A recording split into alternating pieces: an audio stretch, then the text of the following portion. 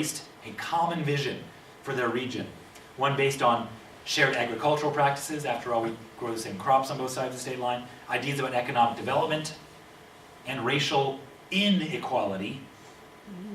Could white residents on both sides of the border reconcile? Even as they increasingly were aligned socially and economically, white Missourians and Kansans still imagined that they were divided, found the explanation for their differences in the historical border conflict.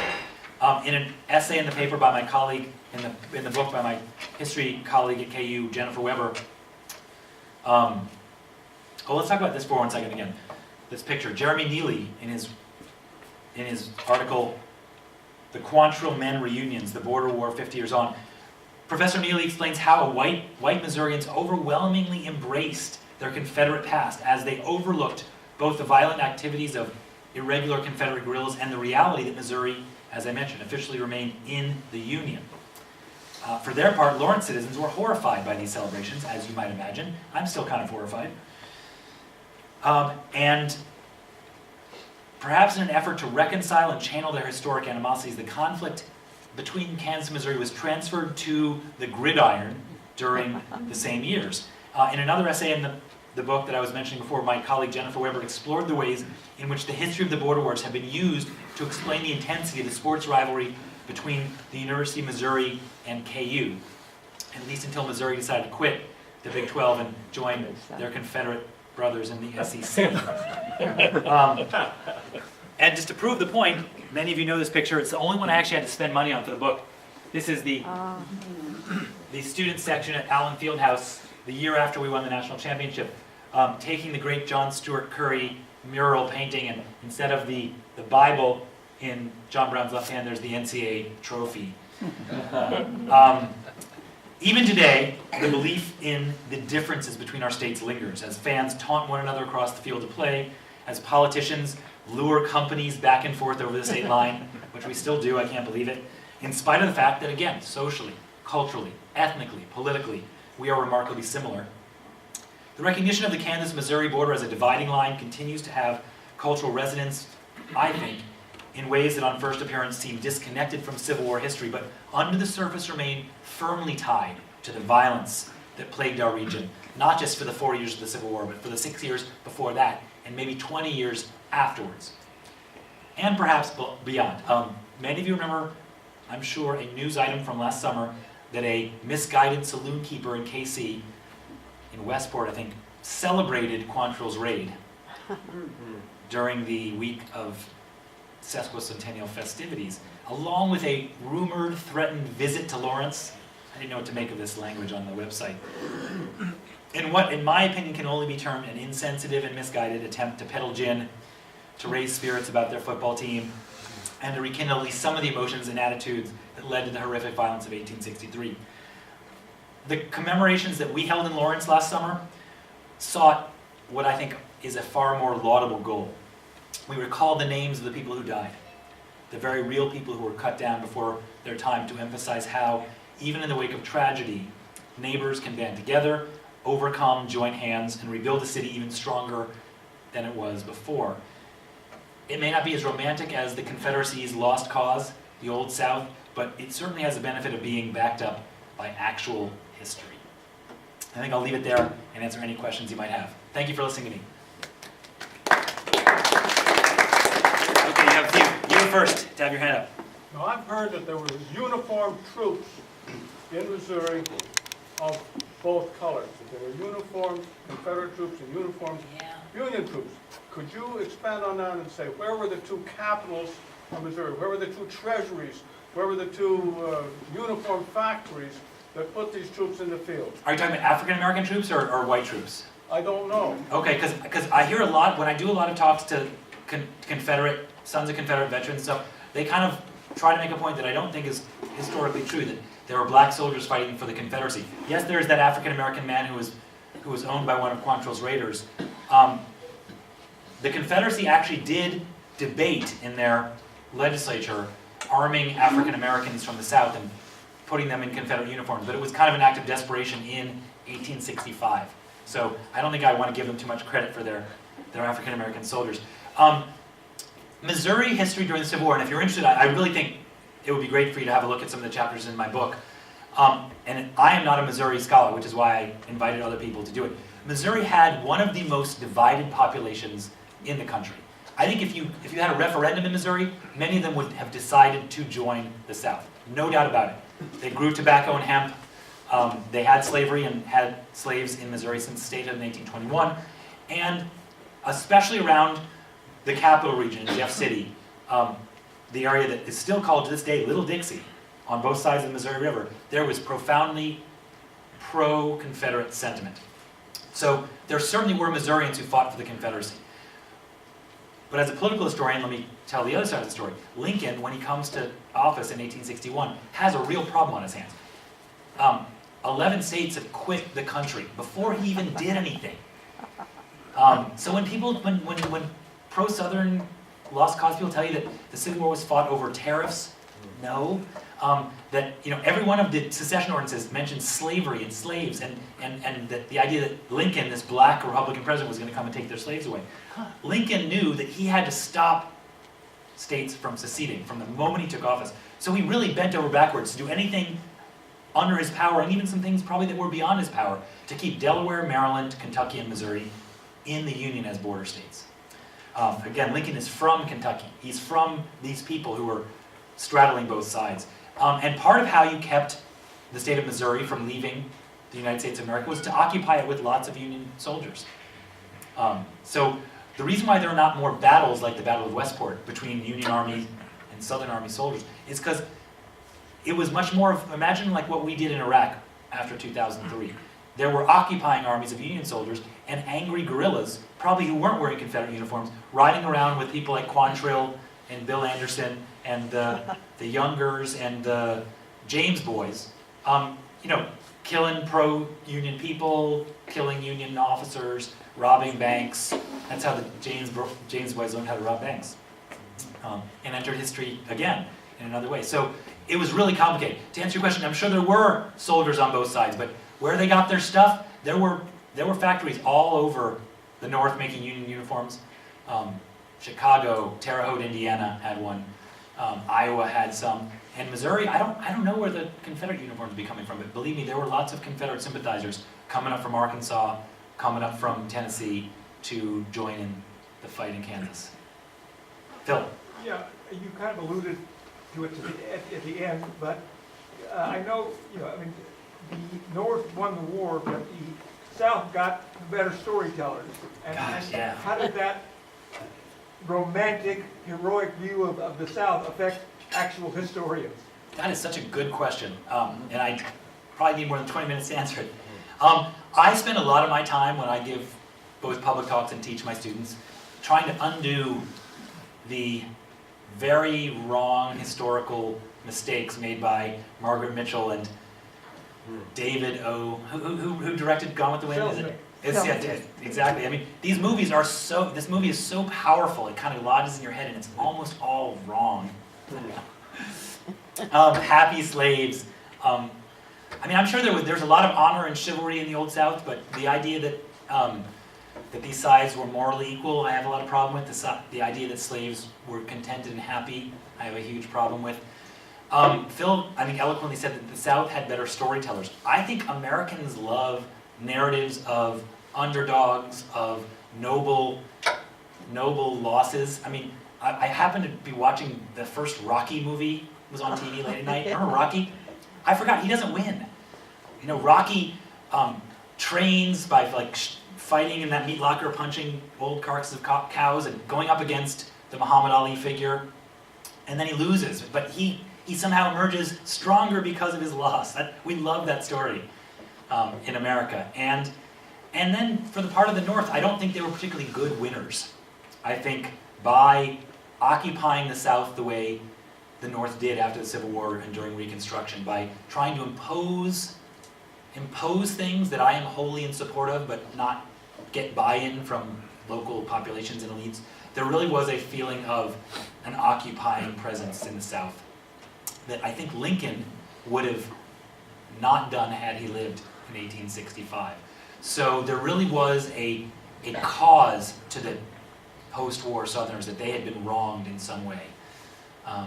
that I think is unfortunate. So, and then you do have this great literature. That, I mean, the authentic Southern fiction voice is in many ways the voice of Flannery O'Connor, Eudora Welty, Faulkner. They're really good. I'm not sure we have. I'm a Northerner. Do we have the equivalents of those things? It's a classical tradition. Okay, okay. Very good point. But it's a classical tradition. This great epic story. Like, you know, if you think of As I Lay Dying, or you know, all that great Faulkner literature, I think they do have the better storytellers in some ways. But I'm gonna have to think about that a lot. Yes, sir. I was surprised that you said the Civil War really continued in 1980, or 1980, yeah, 1880. Yeah. Can you give examples of how it continued? Well, it wasn't armed warfare, but it's this real hatred between residents of our two states. That, again, I don't imagine that anyone in this room actually hates Missourians. Besides, you know, I do want their basketball team to lose every time they play. I don't want them to win any games. And whereas I don't feel that about Kansas State, you know, I want Kansas State to actually win their games where they don't play us. It's weird. So I'm not talking about actual violence. I'm talking about really deep-seated hatreds and grudges and things that, you know, the Chamber of Commerce was driven crazy by this. They wanted to have the state line be what it is now, which is a free-flowing economic zone, but it got really hard to have business branches of your bank on both sides. You know, people are they live in different types of neighborhoods. They have different types of country clubs and different types of movie theaters. So, but the people who actually fought in the 1860s were really still active and alive until the 1880s. It takes until they're gone, I think, to have a post-Civil War era. So I'm not trying to say that there were raids on each other's towns in the 1880s, but there's this real bad blood where it's hard to actually do day-to-day business. If you go to the basketball games like I do, they sometimes show a clip from the Outlaw Josie Wales that has a cute old lady saying, you know, I don't want anything from Missouri. There's no one good in Missouri.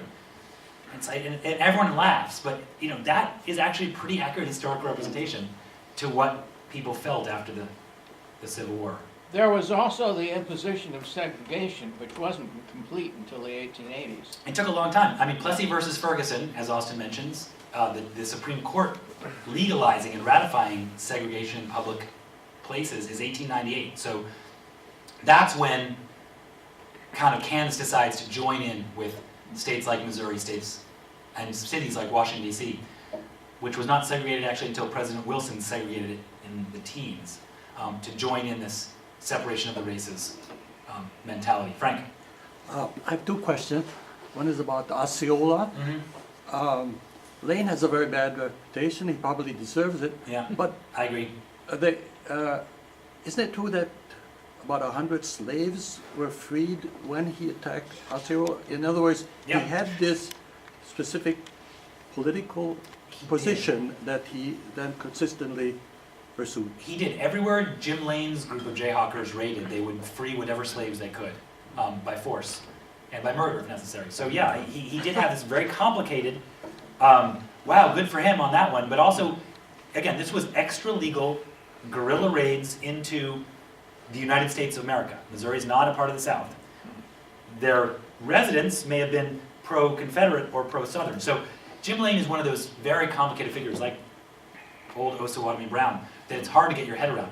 How could he be so free-thinking, noble, progressive in his racial views, and so ruthless and violent in his treatment of other people's lives and rights? I mean, again, if you lived in Osceola, people who died, there weren't too many killed in Osceola, but people whose property was damaged, people whose houses were burned down, people whose court records were lost, were not necessarily Confederates. So when you have guerrilla warfare, you're killing and harming everybody. But that didn't bother Jim Lane. That's why Jim Lane was so reviled, was so famous, was such a big deal. And then, of course, when Kansas made him a senator, that drove him crazy. Right? When he has business successes in town and lives in that beautiful, you know, mansion up where the Cotta House is now, drove people on the other side crazy. You have a second question, though. Yeah, another famous person at the time was Alexander von Humboldt, and a German group named a town south of Kansas. Humboldt, Kansas. And of course, he was known for his anti-slavery Right. position, I mean, he was involved in the election of 1856, Yeah. supporting Fremont. And so it's not mentioned very much that Humboldt was attacked, the town was attacked and burned down. Yeah. I mean, early in the Civil War. Yeah. Why is that not That's a kind of good part of this question. narrative back and forth? It definitely could be. I think, you know, but what Frank, you're asking, I think, if you heard the story, why isn't the town of Humboldt mentioned in the same breath as Osceola, Lawrence, these famous massacres? I think it might be just the way we tell stories. Like, there's a nice binary, the way I just told that story. So it might just be historians like me saying, oh, isn't that nice? But there were many towns, Humboldt being one of them. And I think Humboldt was attacked in many ways because of its association with a famous German anti-slavery figure. If it was named, you know, after some Prussian guy, maybe it wouldn't have been. Right? Think about it that way. But that's a great question. I'm gonna look at that. Betty, and then I'll move back to the back. The women in the picture, were they the wives, or were they nurses, or were they what? They weren't Uh, riding horseback. Wives, daughters, they were not. Wives, daughters, again, they're the ones who actually made this picnic. And again, I'm not saying that what they were doing there was in any way nefarious. It kind of bothers me that the veterans of Quantrill's Raid got together at all, but it was mostly to have a barbecue. It was summertime. And what I think is interesting about the article that Jeremy Neely wrote is how the line is very clear during the Civil War years of regular troops and guerrilla troops that's so different is just melts away as the 1880s turn to the 1890s and 1900s and 1910s. So guerrillas were not respected. I mean, if you were I think of the Moonlight Magnolias myth, Ashley Wilkes, with all that honor. They didn't like that there were these marauding bands of murderers cutting down teenage boys in Lawrence, Kansas. Soldiers fight soldiers in organized battle, right? That's what you're supposed to do. So there's really not that much that's honorable in that old Southern honor type of idea to guerrilla warfare. And yet, if you ask the guerrillas themselves, if you ask Bloody Bill, he was burning and sacking and pillaging and raping and murdering here in Lawrence because of a wrong done to his female relatives, his sister who died in Kansas City when the makeshift women's prison collapsed in Kansas City. He was acting, in his mind, in an honorable way. I disagree. So, does that answer your question? Yeah, fine, Okay, thank you. that's great. Okay, yes. Yes, would you tell us about Lecompton? Do the people there want Kansas to be a slave state? Sure. I mean, again, the question is, what did people in Lecompton want Kansas to be a slave state? Yes, although I can't speak for everyone in Lecompton. Towns in eastern Kansas were most often settled by members of one side or the other on the slavery issue, more or less. So you have your pro-slavery towns like Leavenworth, Atchison, Lecompton. You have your anti-slavery towns like Lawrence, Osawatomie, Topeka. Ottawa, very good point. So Lecompton was chosen to be the territorial capital by people outside of the territory. They knew it was a pro-slavery settlement. It was a dinky place, just like it is now. But they were going to, have it not be Topeka, not be Lawrence, but still near the center of population, which was here in Douglas and Shawnee County by then. Leavenworth was the biggest city in the territory. It had 7,500 people. Wow, That's the biggest city between St. Louis and San Francisco wow. when the Civil War started. So if those Kansas City guys hadn't figured out how to get that first bridge over the Missouri, by chicanery actually, and lying, we might well be talking about Leavenworth barbecue and the Leavenworth Royals and going to the airport in Leavenworth. Just saying. But yeah, so Lecompton was very much a pro-slavery town, but not a big or significant town. It became significant when they built the state capital, the territorial capital there, when they wrote the pro-slavery constitution there in 1855, when they passed a truly draconian slave code there, a series of laws that made it a punishable offense to have anti-slavery literature in your house. Isn't there an amendment about that in the Constitution? To speak about slavery, you would be hanged if you fomented insurrection or armed slaves or kidnapped slaves. So pretty much everything John Brown did, they're trying to say,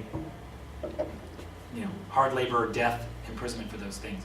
So now, of course, Lecompton And I love my friends in Lecompton and at the Lecompton Historical Society. They are always trying to kind of get in on the action to be part of, our great Civil War era history, but it never seems to happen because they picked the wrong horse.